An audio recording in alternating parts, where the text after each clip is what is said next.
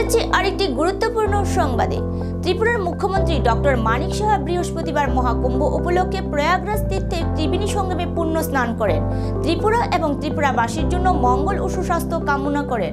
আপনাদের আবারও জানিয়ে রাখি, ত্রিপুরার মুখ্যমন্ত্রী ডক্টর মানিক সাহা বৃহস্পতিবার মহাকুম্ভ উপলক্ষে প্রয়াগরাজ তীর্থে ত্রিবেণী সঙ্গমে পুণ্য স্নান করেন। ত্রিপুরা এবং ত্রিপুরাবাসীর জন্য মঙ্গল ও সুস্বাস্থ্য কামনা করেন।